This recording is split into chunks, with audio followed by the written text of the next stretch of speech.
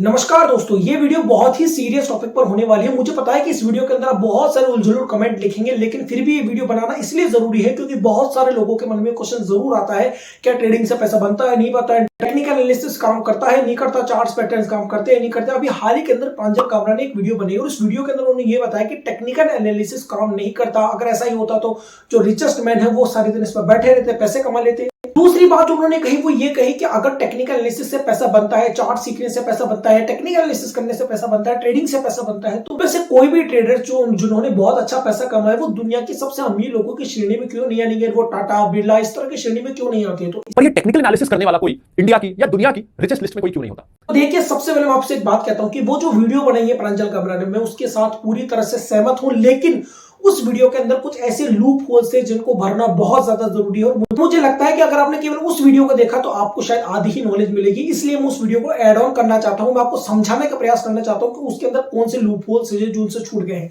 ध्यान से समझिएगा। तो सबसे पहले सबसे बड़े सवाल का जवाब मैं आपको देना चाहूंगा कि दुनिया के सबसे अमीर लोगों की श्रेणियों में ट्रेडर्स क्यों नहीं है। तो इसका सबसे बड़ा आंसर है वो है दिमाग। मैं आपको समझाता हूं। देखिए, अगर आपके पास 10,000, 20,000, 50 लाख, 1 लाख, 2 लाख, 1 करोड़, 2 करोड़ रुपए अमाउंट है तो आप उससे ट्रेडिंग कर सकते हैं। बिल्कुल आराम से आप ट्रेडिंग कर सकते हैं। लेकिन अगर आपके पास 50 करोड़, 100 करोड़, 500 करोड़, 1000 करोड़ इस तरह का अमाउंट है तो आप उससे ट्रेडिंग नहीं कर सकते, क्योंकि उस समय आपका स्टॉप लॉस बहुत ज्यादा बड़ा हो जाएगा और आपका दिमाग उसको हैंडल करने के लिए तैयार नहीं होगा। मैं आपको समझाता हूं कैसे। फॉर एग्जांपल, अगर आपके पास 1000 रुपए, 10,000 रुपए, 1 लाख रुपए है तो ट्रेडिंग करके आप उसे डबल कर सकते हो, फिर उसको भी डबल कर सकते हो, फिर उसको भी डबल कर सकते हो। ये कोई उलझुल बात नहीं है। बहुत सारे ऐसे ट्रेडर्स हैं जिन्होंने इस तरह का कारनामा किया और उनको आप जानते भी, उनका नाम अभी मैं जस्ट लेने वाला हूं। लेकिन आप सोच कर देखिए कि ये कहना कि टेक्निकल एनालिसिस से कुछ नहीं होता, ये एक मुझे नहीं लगता सही है। देखिए, मैं आपको समझाना चाहता हूं कैसे। देखिए, सबसे पहले मैं एग्जांपल आपको देता हूं घनश्याम सर का। आपने देखा होगा उनकी स्टोरी में, आपने सुनी होगी, जो स्टॉक उन्होंने बताया कि वो चौकीदार से किस तरह से आप जो करोड़पति बन सकते हो, और आज भी वो लाइव ट्रेड लेते हैं सबके सामने। और जिसके अंदर, और उनको सबसे इंपॉर्टेंट बात, ना तो वो कोई कोर्स सेल करते हैं, ना वो कोई ट्रेनिंग अटेंड करवाते हैं, अभी बिल्कुल फ्री ऑफ कॉस्ट वो यूट्यूब पर सब कुछ आपको सिखाने के लिए तैयार है। लेकिन अगर हम मुझसे पूछे कि क्या वो दुनिया की सबसे करोड़पति लोगों की श्रेणी में आ सकते हैं ट्रेडिंग करके, तो मैं उसका आंसर आपको दूंगा नहीं। अब आपके मन में फिर से वही सवाल आएगा कि अगर वो इतना सारा पैसा बना रहे हैं तो वो दुनिया के सबसे अमीर लोगों की श्रेणी में क्यों नहीं आ सकते ट्रेडिंग करके? आज के ट्रेडिंग में ऐसा क्या लेना देना है कि ट्रेडिंग से आप अमीर तो बन सकते हैं लेकिन उन श्रेणी के लोगों में नहीं आ सकते और फिर आपको बिजनेस या फिर और कुछ ही करना पड़ेगा। मैं आपको एक बात बताता हूं, आज जितने भी ट्रेडर्स हैं जिन्होंने शुरुआत करी और आज बहुत अच्छा खासा पैसा बना रहे हैं, आज वो आपको ट्रेडिंग की सलाह बहुत कम देंगे, बल्कि इन्वेस्टमेंट की सलाह देंगे। मैं आपको एग्जांपल देता हूं। सुनील मिकनारी एक बहुत ही जाने वाले ट्रेडर है और उन्होंने बहुत पैसा कमाया। लेकिन आप सोच कर देखिए, आज जब वो वीडियो बनाते हैं तो वो ज्यादातर लोगों को ट्रेडिंग के लिए मना करते हैं, फ्यूचर ऑप्शंस के लिए मना करते हैं, बल्कि इन्वेस्टमेंट की ओर कहते हैं, स्विंग ट्रेडिंग की ओर कहते हैं। क्यों कहते हैं? कभी आपने सोचा? प्रांजल जी का ये कहना तो सही कि ट्रेडर्स जो है वो दुनिया के सबसे अमीर लोगों की श्रेणी में नहीं आ सकते, लेकिन मेरा सवाल आपसे ये है कि आपने ये क्यों नहीं बताया कि ऐसा क्यों नहीं हो सकता? रीजन, और वो रीजन मैं आपको देना चाहता हूं, क्योंकि जब आपका अमाउंट बहुत ज्यादा बड़ा हो जाएगा ना सर, तो आप उस स्टॉप लॉस को नहीं ले पाओगे। घनश्याम सर ने भी एक बात बताई कि उन्होंने जब 1 करोड़ का अमाउंट पर जब वो एफएनओ करते हैं तो वो 40 लाख रुपए खोने के लिए तैयार है। 40 लाख रुपए होते हैं 40%। अब मैं आपसे कहता हूं, अगर आपके पास 100 करोड़ रुपए है तो आप 40 करोड़ का स्टॉप लॉस लगाने के लिए तैयार हैं? या आप में इतना दम है कि आप अपने दिमाग को इतना हैंडल कर सकते हो कि आप 40 करोड़ का स्टॉप लॉस लगा सकते हो? नहीं लगा सकते।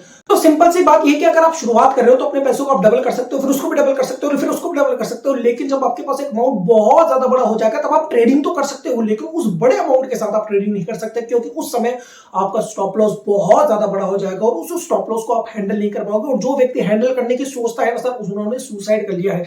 जस्सी लिवरमोर इसका एग्जांपल है। उन्होंने 1933 के अंदर आत्महत्या कर ली, लेकिन उससे पहले उन्होंने बहुत बड़ा पैसा कमाया था, मिलियंस डॉलर्स कमाए थे। वो बहुत अमीर लोगों की श्रेणी में आ चुके थे, मान लीजिए अरबपति हो चुके थे, लेकिन उन्होंने ओवर ट्रेड करने लगे और ओवर ट्रेड करा। उन्होंने जो पैसा कमाया वो गवाया, रिस्क मैनेजमेंट नहीं था, और उसके बाद वो लोन पे लोन चढ़ते गए, उन पे चढ़ते गए। उन्होंने 1933 के अंदर सुसाइड अटेम्प्ट किया। जिन राकेश झुनझुनवाला की आप बात करते हैं इन्वेस्टमेंट के अंदर, आज उन्होंने इन्वेस्टमेंट से बहुत बड़ा पैसा कमाया। उनकी हिस्ट्री उठाकर देखिए, शुरुआत के अंदर वो भी ट्रेडर थे। उन्होंने बकायदा टीवी पर आकर उन्होंने कहा है कि उन्होंने हर्षद मेहता के समय सबसे ज्यादा पैसा कमाया शॉर्ट कर करके। हर्षद मेहता के समय पर how you tackled the market? जिंदगी का सबसे बड़ा पैसा कमाया शेयर बेच के। मैंने वो जमाने में एटलीस्ट मंदी में 30-35 करोड़ रुपया कमाया होगा। इसके अलावा आपने वो कहानी भी जरूर सुनी होगी, जब जिस समय बजट आने वाला था उस बजट के अकॉर्डिंग वो एक गैम्बलिंग ही कहा जाएगा, क्योंकि उन्होंने बस ये सोचा कि जो फाइनेंस मिनिस्टर है वो इस तरह का बजट नहीं निकालेंगे जो मार्केट के विपरीत हो, और उनका एनालिसिस सही निकला तो एक तरह से गैम्बलिंग ही हुई। इसके बेस पर उन्होंने बहुत बड़ा पैसा कमाया। तो ये भी तो ट्रेडिंग है, बल्कि ये तो गैम्बलिंग ही, फिर भी उन्होंने पैसा कमाया। तो आप जिन लोगों की बातें कर रहे हैं वो शुरुआत के अंदर ट्रेडर रह चुके हैं और उन्होंने बहुत अच्छा पैसा कमाया ट्रेडिंग से, लेकिन ट्रेडिंग से आप बहुत बड़ा पैसा कमा तो सकते हैं, लेकिन उस पैसे को आप डबल नहीं कर सकते। फिर उसको डबल करने के लिए आपको लॉन्ग टर्म इन्वेस्टमेंट करना होगा, क्योंकि स्टॉक मार्केट जो है उसकी सच्चाई ये है कि वो केवल लॉन्ग टर्म इन्वेस्टमेंट के लिए ही बना है। स्टॉक मार्केट, और जिसको मैंने इस वीडियो के अंदर बहुत पहले बता दिया है, स्टॉक मार्केट से आप बड़ा पैसा ट्रेडिंग से बना सकते हो, लेकिन बहुत बड़ा पैसा आप सिर्फ लॉन्ग टर्म इन्वेस्टमेंट करके ही बना पाओगे, और कोई तरीका नहीं। मैं आपके साथ एक दो एग्जांपल और शेयर करता हूं। अगर आप केवल एक चैनल पर जाते हैं जिसका नाम है पुष्कर राज ठाकुर, तो वहां पर आपको ऐसे बहुत सारे लोग मिल जाएंगे जिन्होंने ट्रेडिंग से बहुत सारा पैसा बनाया, जिन्होंने स्क्रैच से शुरुआत करी, जीरो से शुरुआत करी, और आज वो करोड़पति बने बैठे हैं ट्रेडिंग करके।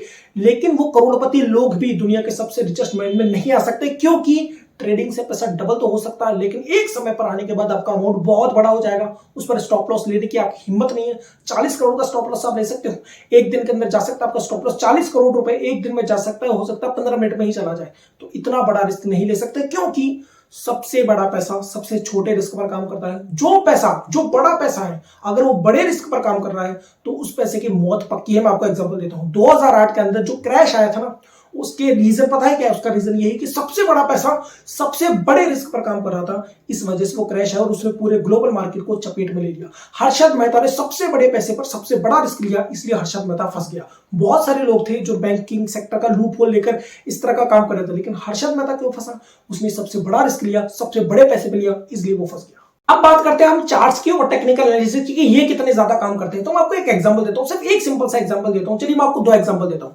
एक, आपने कई बार देखा होगा कि कोई स्टॉक जो है वो एक रेंज के अंदर घूमना शुरू कर देता है, तो ऊपर वाली रेंज होती है उसका रेजिस्टेंस का काम करती है, नीचे वाली रेंज उसका सपोर्ट का काम करती है। जब भी वो स्टॉक अपने रेजिस्टेंस वाले लेवल को काटता है या सपोर्ट वाले लेवल को काटता है, 10 में से 8 बार वो आपको प्रॉफिट देकर जाता है। तो 2 बार अगर आपने स्टॉप लॉस काट दिया अपने डिसिप्लिन से, 8 बार आपको प्रॉफिट देखने को मिलेगा। हो सकता है आपको 4 या 5 बार प्रॉफिट बहुत कम मिले, लेकिन 1 या 2 बार प्रॉफिट बहुत बड़ा आपको देखने को मिलेगा। तो क्या ये चार्ट पैटर्न गलत है? एक और एग्जांपल देता हूं। जब भी बुलिश एंगल्फिंग कैंडल बनती है, अगर वो बुलिश एंगल्फिंग कैंडल आपको पहचान आ गई, अगर आपने सही से पकड़ना सीखे, चार्ट्स को देखकर आपने प्रैक्टिस करी खूब सारी, तो 10 में से 7 या 8 बार बुलिश एंगल्फिंग सही होता है, उसका पैटर्न से आप बहुत अच्छा प्रॉफिट बनाते हो। मैंने खुद ने बनाया, कई बार बनाया, बहुत सारे लोगों ने बनाया।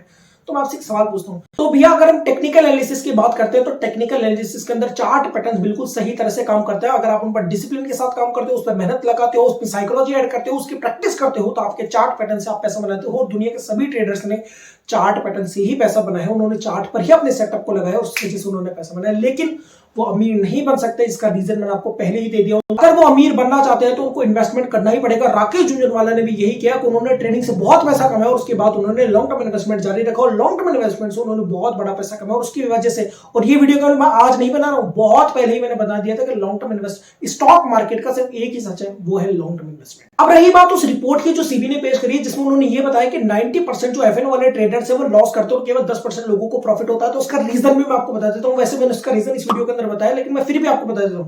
इसका रीजन है माइंडसेट और डिसिप्लिन को ना मानना।